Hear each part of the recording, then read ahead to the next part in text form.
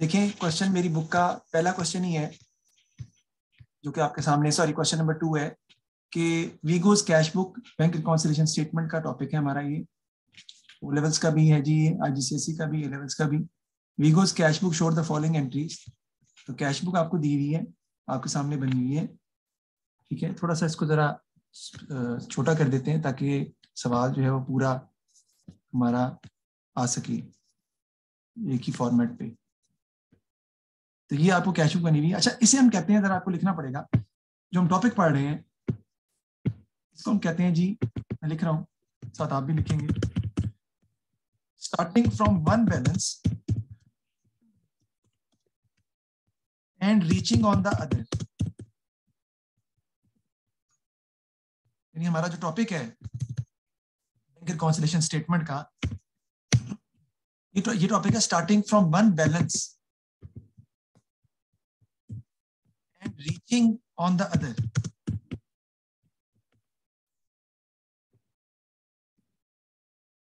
एक और मेथड होता है, उसे कहते हैं double balance method, but we are not going to consider double balance method. We are taking into account only this method which is starting from one balance and reaching on the other। यानी इसका मतलब basically क्या है वो मैं लिख रहा हूं,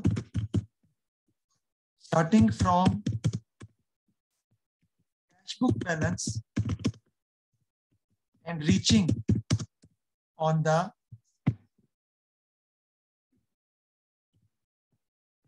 bank statement balance।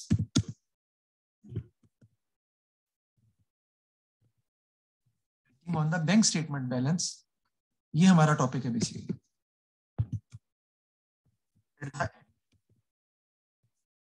एक ही बात मतलब है सबका। इसमें हम क्या बनाते हैं, इसमें दो चीजें बनती हैं बेटा। एक हमारी बनती है अपडेटेड कैश बुक या रिवाइज कैश बुक, और दूसरी हमारी बनती है बैंक रिकॉन्सिलिएशन स्टेटमेंट।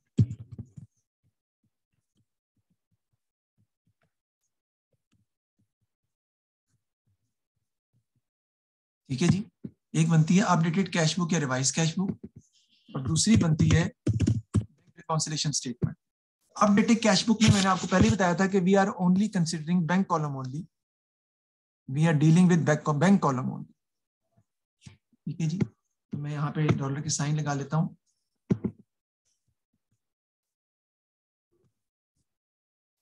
सबसे पहले आपका आ जाएगा, आपको पहले बैलेंस निकालना है। याद करें मैंने आपसे क्या कहा था कि डेबिट साइड का हम टोटल करेंगे, ये हम पहले बना चुके हैं ना। 1450 प्लस 500 प्लस 260 प्लस 200 माइनस 920 जो क्रेडिट साइड है, माइनस 480 माइनस 220, तो आपका बैलेंस क्रेडिट यहाँ पे जो निकलेगा वो आ जाएगा 790।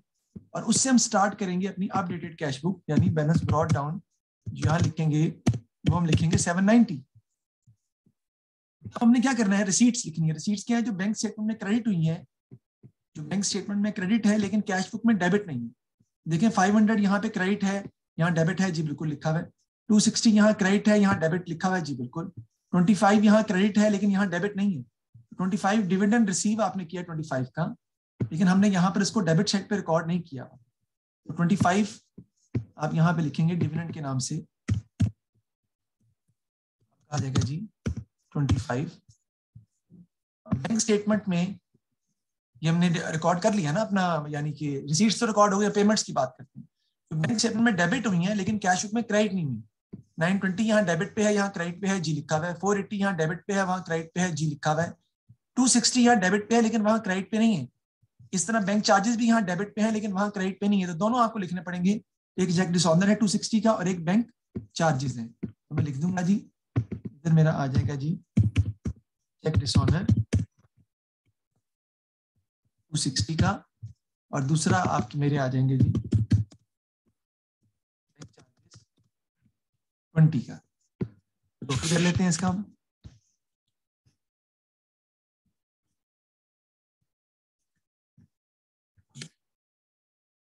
$790 प्लस 25, ये आपका आ जाएगा 815 माइनस 240। ये हम इधर लिख लेते हैं 790, ये आपका आ जाएगा 815, इधर भी आपका आ जाएगा 815। थोड़ा मुझे इसमें गलती नजर आ रही है, मैं थोड़ा चेक करना चाह रहा हूँ कि कहीं नीचे भी तो और कोई इनकम तो नहीं है। नहीं है, ठीक है। डिविडेंड था 25 का और डिसऑनर्ड चेक था 20 का और बैंक चार्जेस थे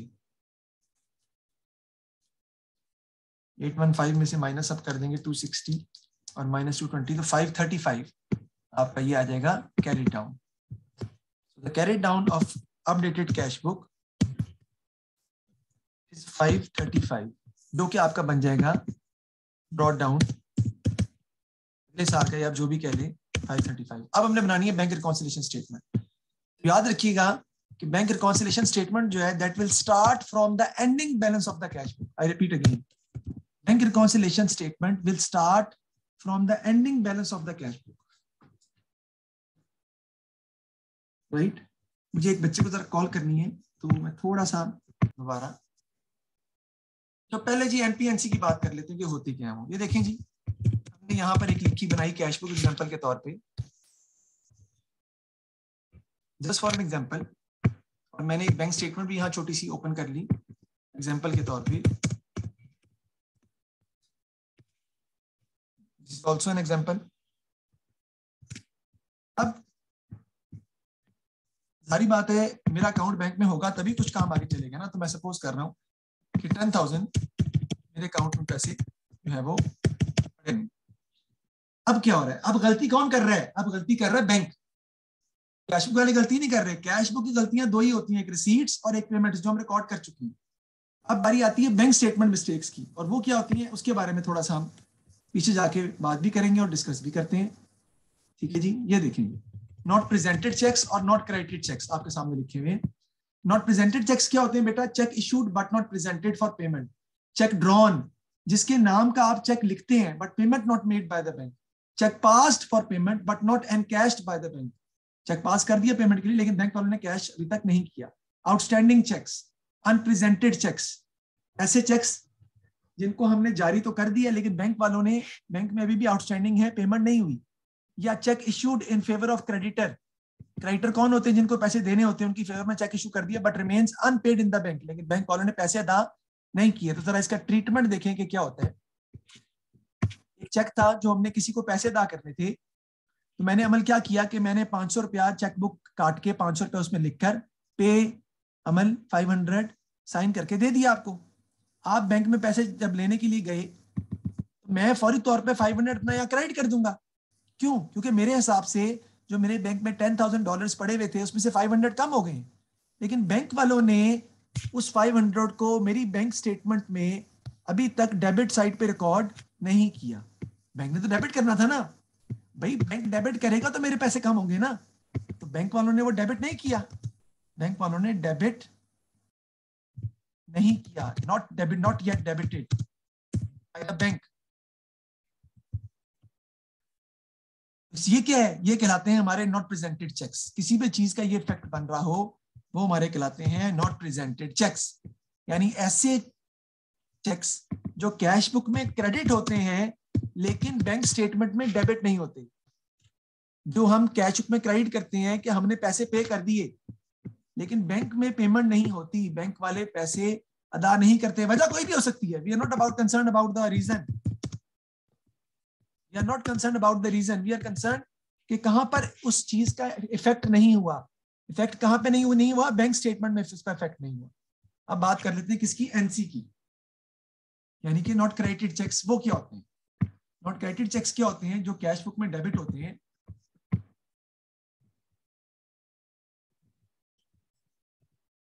लेकिन बैंक स्टेटमेंट में क्रेडिट नहीं होते। जैसे 10,000 पड़ा हुआ था, मैंने 500 कैश बैंक में जमा करवाया, मैंने 500 कैश या चेक बैंक में जमा कराया। Cheque paid into the bank, cheque paid from the bank नहीं है, cheque paid into the bank, पैसे बैंक में जमा करवाए।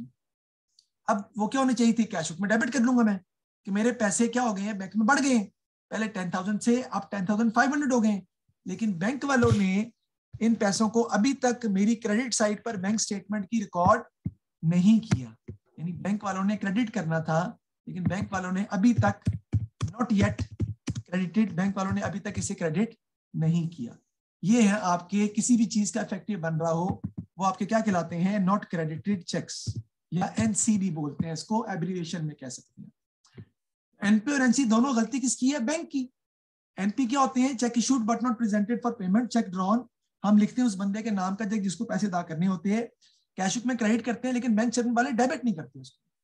इसी तरह नॉट क्रेडिटेड चेक्स, ये cheque deposited but not credited, cheque lodged with the bank but not collected by the bank. मैं दिखाता हूँ नाम उसके, ये देखिए, cheque deposited but not credited by the bank, cheque lodged with the bank, lodged होता है जमा करवाना, but not collected by the bank, deposit in transit भी कहते हैं, cheque received but recorded in the cash book but omitted to be sent to the bank, हमने cash book में record कर लिया लेकिन बैंक में नहीं भेजा, ये सब आपके नॉट क्रेडिटेड चेक्स कहलाते हैं, एनसी चेक्स कहलाते हैं।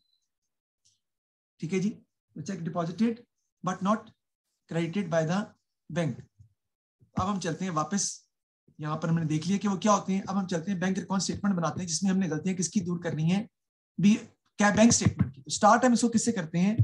कैश बुक के बैलेंस से, बैलेंस एज पर जो निकाला है आपने कैश बुक, और हमारा कौन सा बैलेंस दिया हुआ है कैश बुक का?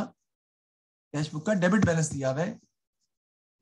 कैश बुक का डेबिट बैलेंस कितना हमने निकाला है बेटा? 535। तो मैं यहां लिख लूंगा जी 535। अब डेबिट बैलेंस जब होगा तो मैंने याद करें, मैंने बताया था इसमें ऐड कर देंगे हम नॉट प्रेजेंटेड चेक्स, ऐड हो जाते हैं, और इसमें से क्या हो जाते हैं? लेस कर देते हैं हम नॉट क्रेडिटेड चेक्स। इसकी दोबारा इसके बारे में बताता हूं मैं आपको। भी मैंने बताया था, यहां पे लिख रहा हूं, अगर कैश बुक का डेबिट बैलेंस हो तो क्या होता है जी? एनपी जो है वो प्लस हो जाते हैं और एनसी जो है वो माइनस हो जाते हैं। अगर कैश बुक का ही क्रेडिट बैलेंस हो, एनपी क्या हो जाते हैं? रिवर्स, माइनस हो जाते हैं, रूल्स रिवर्स कर जाएंगे, और एनसी क्या हो जाते हैं? ऐड हो जाते हैं। ये रूल्स हमारे सामने आ गए हैं कि कैश बुक का डेबिट बैलेंस होगा एनपी प्लस होंगे, एनसी माइनस होंगे, क्रेडिट बैलेंस होगा तो एनपी माइनस होंगे, एनसी प्लस होंगे। अब मैंने तो सारी बात है, यहाँ पर हमारा क्वेश्चन में जो हमने आंसर निकाला है कैश बुक का, वो हमारा डेबिट बैलेंस निकल रहा है, और वो क्या निकल रहा है? 535 डेबिट। मैं लिखूंगा बैलेंस एज पर कैश बुक डेबिट 535।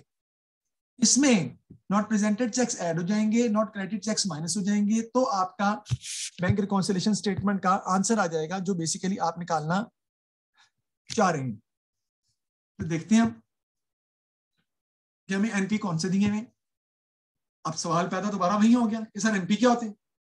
वो अमाउंट जो कैश बुक में क्रेडिट हुई है लेकिन बैंक स्टेटमेंट में डेबिट नहीं हुई अभी तक, वो आपके एनपी है।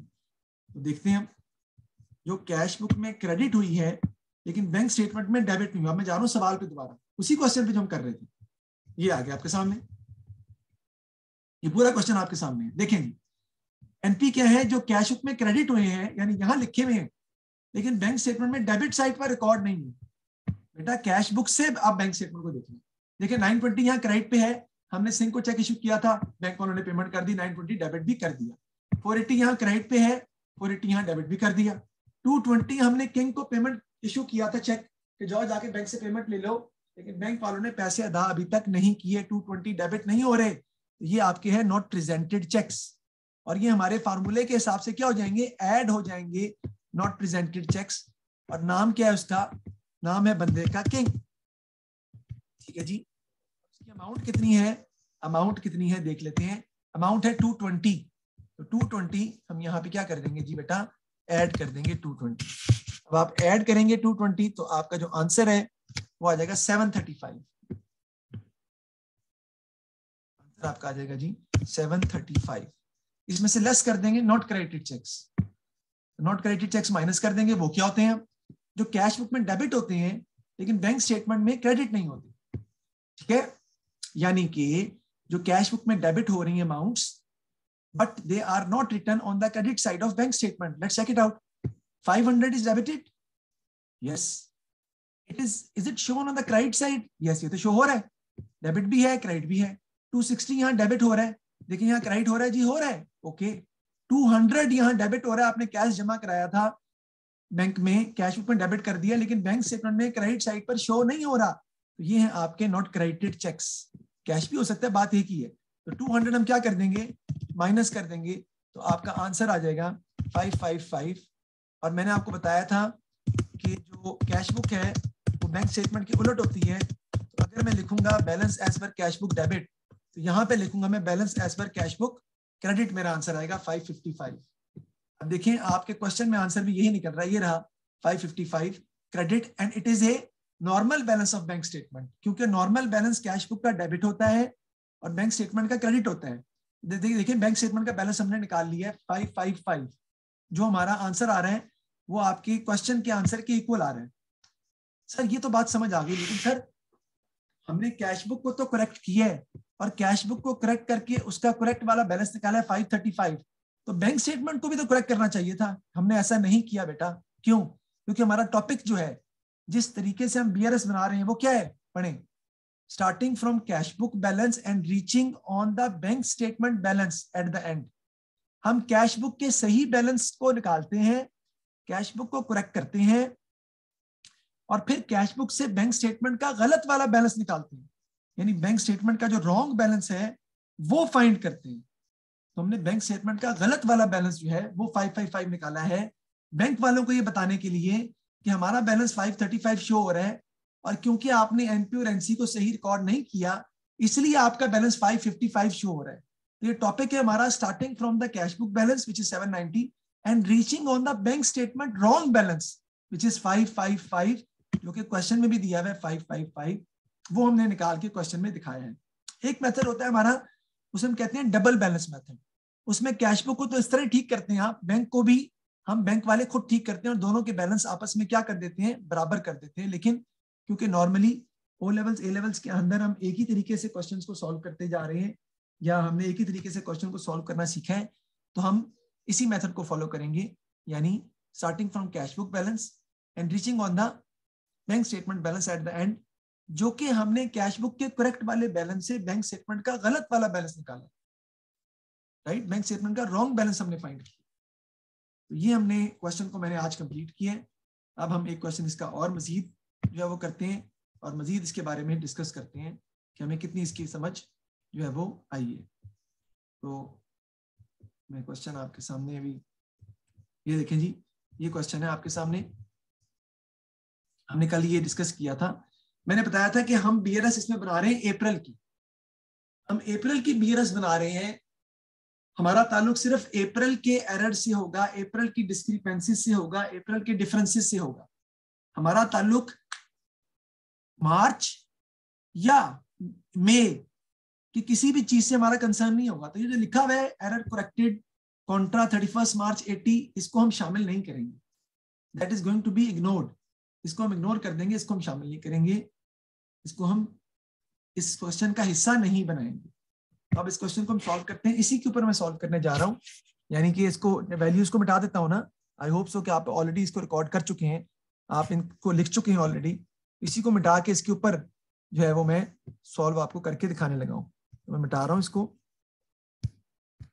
और इसके ऊपर इंशाल्लाह ताला मैं दोबारा, क्योंकि मुझे दोबारा फॉर्मेट बनाना पड़ेगा तो मेरे लिए आसान हो जाएगा कि मैं एक ही फॉर्मेट पर क्वेश्चन जो है वो इजीली सॉल्व कर सकता हूं और मेरे लिए ज़रा आसानी हो जाएगी।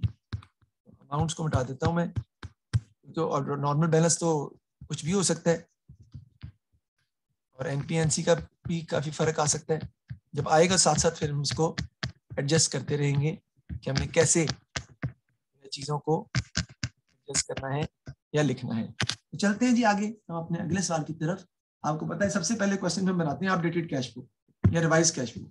रिवाइज कैश बुक हम बनाते हैं, सबसे पहले हम क्या लिखेंगे जिसमें रिसीट्स। रिसीट्स क्या होती हैं? जो बैंक स्टेटमेंट में क्रेडिट होती है लेकिन कैश बुक में डेबिट नहीं होती। ये 225 यहाँ 80 को तो छोड़ देंगे ना, 80 विल नॉट बी कंसिडर्ड। 225 यहाँ क्रेडिट पे है, यहाँ डेबिट पे है, ओके। 60 यहाँ क्रेडिट पे है, वहां डेबिट पे है, यस। लेकिन नीचे लिखा हुआ है 90, अगले पेज पे 90 डिविडेंड क्रेडिट हुआ है बैंक स्टेटमेंट में, लेकिन कैश बुक डेबिट साइड पर 90 आपको नजर नहीं आ रहा। तो ये डिविडेंड जो है ये आपको रिकॉर्ड करना पड़ेगा 90 से, जो मैं रिकॉर्ड करूंगा रिसीट साइड पर मेरा आ जाएगा डिविडेंड के नाम से 90 की अमाउंट। ओके हो गया जी। उसके बाद नेक्स्ट देखते हैं हम, डिविडेंड तो हमने लिख दिया। अब पेमेंट्स की बारी आती है, सारी बात है। पेमेंट्स क्या होती हैं? जो बैंक स्टेटमेंट में डेबिट होती हैं, जो बैंक स्टेटमेंट में डेबिट होती हैं लेकिन कैश बुक में क्रेडिट नहीं होती। 90 यहाँ डेबिट पे है, वहां कैश बुक में क्रेडिट पे लिखा हुआ है, जी लिखा हुआ है। 85 यहाँ डेबिट पे है, वहां क्रेडिट पे है, नहीं है, आपको रिकॉर्ड करना पड़ेगा। 270 यहाँ डेबिट पे है, वहां क्रेडिट पे है, जी लिखा हुआ है। 60 यहाँ डेबिट पे है, वहां क्रेडिट पे है, नहीं है। तो एक तो 85 है फायर इंश्योरेंस का, और एक 60 है चेक डिसऑनर का, जो आपको लिखना पड़ेगा। चेक डिसऑनर का क्या आ जाएगा 60, और दूसरा हम फायर इंश्योरेंस का लिख लेते हैं, और उसकी अमाउंट में देख लेता हूं, उसकी अमाउंट कितनी लिखी हुई है हमारे सामने, देखते हैं। एक मिनट जी, चेक डिसऑनर है आपका 60 का। Unpaid cheque, unpaid cheque cheque bounce करना ही होता है बेटा, ये चेक डिसऑनर ही होता है। और दूसरा क्या लिखा हुआ है आपका अनपेड चेक के बाद, वो लिखा हुआ है आपका 85 का बैंकर्स ऑर्डर। ठीक है जी, तो वो मैं लिखूंगा बैंकर्स ऑर्डर के नाम से आ जाएगा 85। यहाँ पे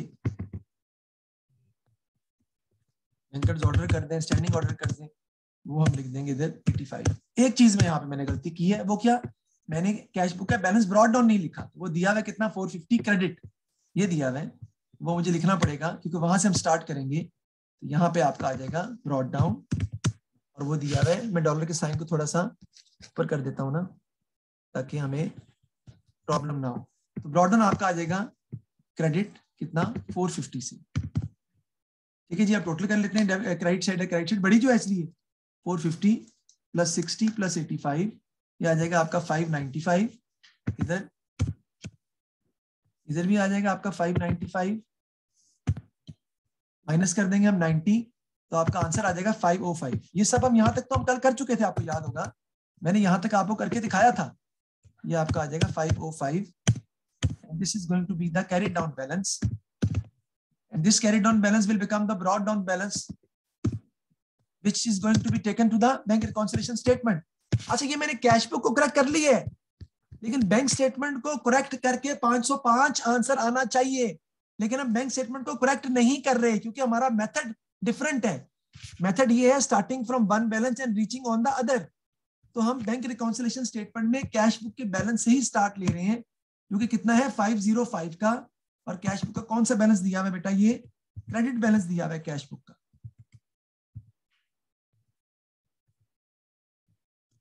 505 मैं लिख लूंगा यहाँ पे 505। ठीक है जी, ऐड कर लेंगे इसमें हम नॉट प्रेजेंटेड चेक्स, नहीं गलत, इधर आ जाए। डेबिट बैलेंस होगा तो एनपी प्लस होंगे, एनसी माइनस होंगे। क्रेडिट बैलेंस होगा तो एनपी माइनस होंगे, एनसी प्लस होंगे।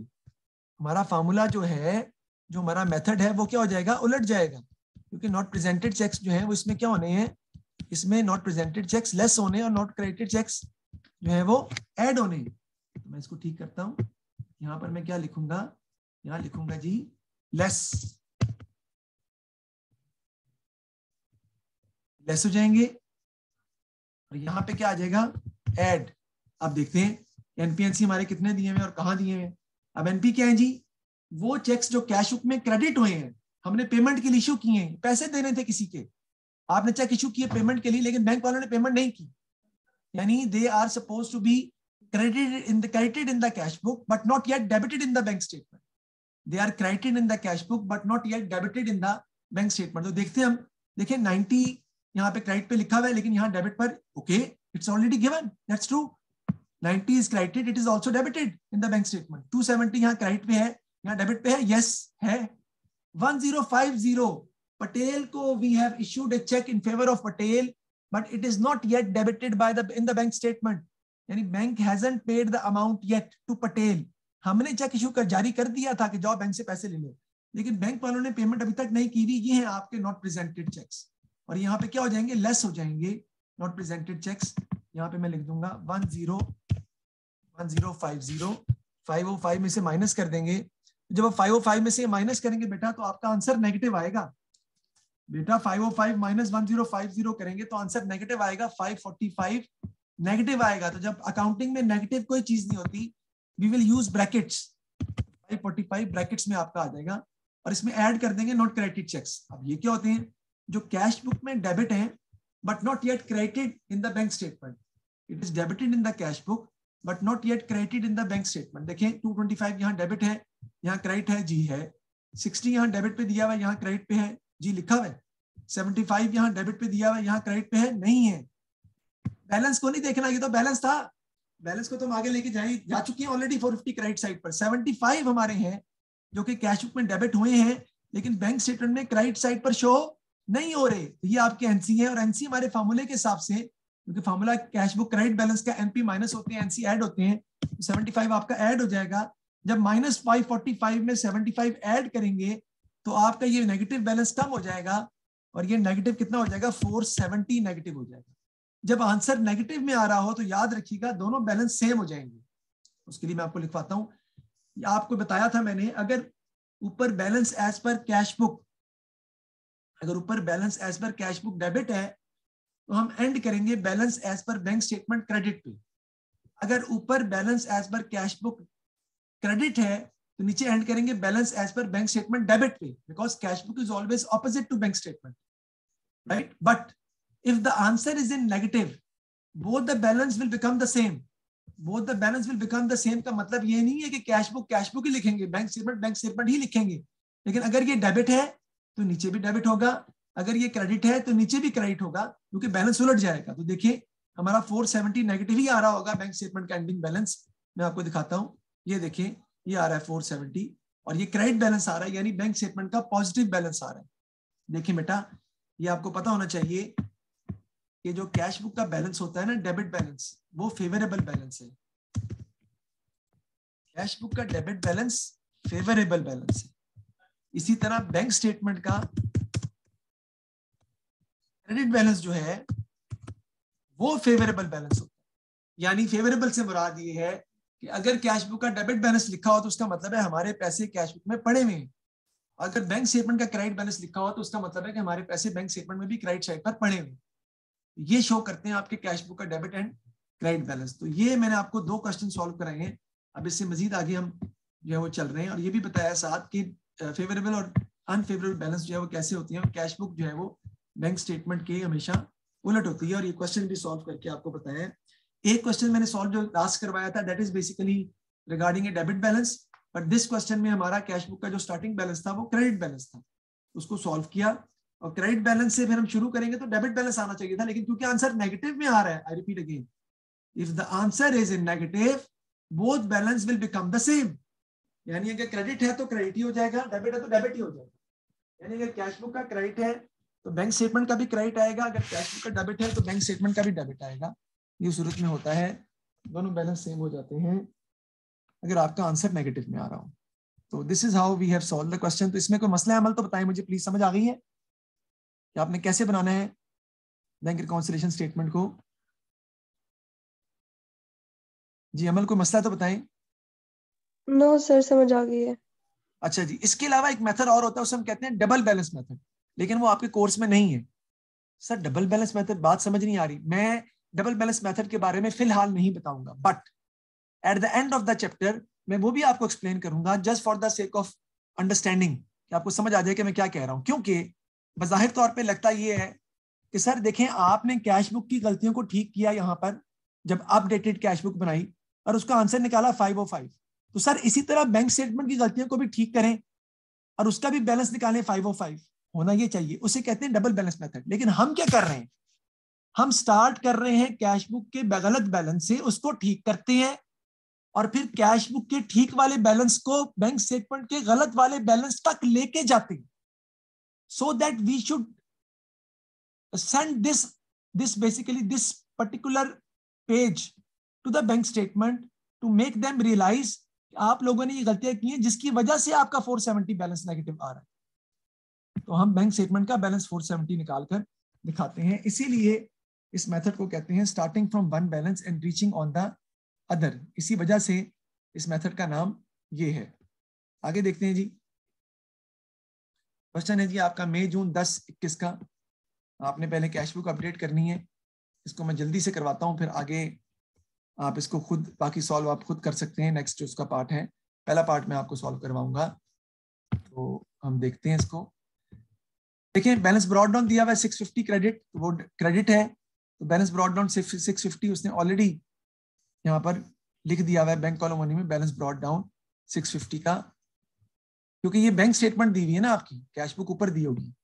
एक मिनट, मैं भी आपको दिखाता हूं।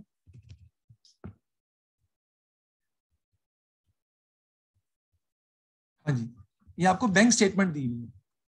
बैंक स्टेटमेंट आपको दी हुई है और बैंक स्टेटमेंट में उसने बताया है कि बैंक स्टेटमेंट का बैलेंस ब्रॉड ऑन 650 है, तो बैंक स्टेटमेंट का क्रेडिट बैलेंस होगा तो कैश बुक का क्या होगा, डेबिट बैलेंस सेम। तो 650 क्रेडिट है, हमारा 650 डेबिट आ जाएगा, पहले से सॉल्व करके दिया हुआ है। पैसिफिक ट्रेडर्स 1500 क्यों आ रहे हैं, क्योंकि वो बैंक स्टेटमेंट में क्रेडिट हुए हैं लेकिन हमने कैश बुक में डेबिट नहीं किए थे, वो उन्होंने कर दिए। फिर 130 यहाँ पे क्रेडिट हुआ है, हमने डेबिट किया हुआ है, नहीं किया हुआ, तो आपको डेबिट करना पड़ेगा। यही तो आपने करना है असल में, तो आप यहाँ डेबिट करेंगे। क्या चीज थी 130, क्रेडिट ट्रांसफर, जो नहीं किया हुआ उसने। इसमें पूरी नहीं बनानी थी ना, उन्होंने ऑलरेडी कुछ चीजें सॉल्व करके दे दी थी, बाकी हमने जो वो लिखना था। क्रेडिट ट्रांसफर हम रिकॉर्ड करेंगे, कितना आ जाएगा यहाँ पे 130। उसके बाद डेबिट साइड पे आ जाए 730, तो लिखा हुआ है क्रेडिट पे इसकी 12 इंटरेस्ट चार्ज किया था, लेकिन वो इंटरेस्ट के पैसे हमने अभी तक बैंक स्टेटमेंट में रिकॉर्ड नहीं किए हुए 12। इसका हम टोटल कर लेंगे जी।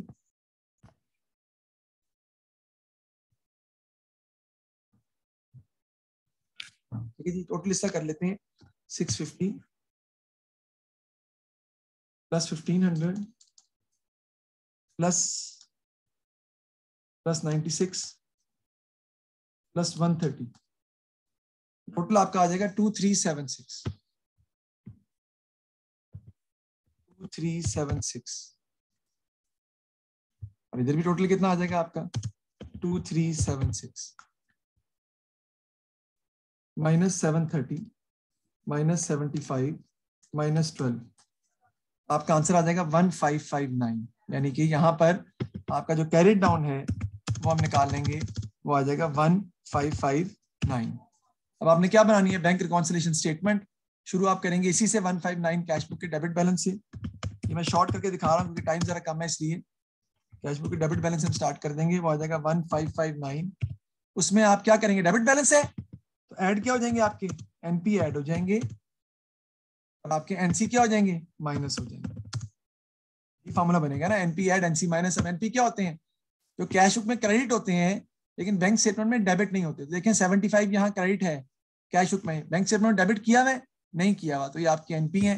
ये 75 यहाँ क्या हो जाएंगे, ऐड हो जाएंगे। उसके बाद एनसी क्या है, जो कैश बुक में डेबिट होते हैं लेकिन बैंक स्टेटमेंट में क्रेडिट नहीं होते। 1500 यहाँ डेबिट है, वहाँ क्रेडिट है, जी है। 96 यहाँ डेबिट है, वहाँ क्रेडिट है, नहीं है, तो 96 के आपके आ जाएंगे एनसी, जो बेसिकली क्या होने बेटा, माइनस होने।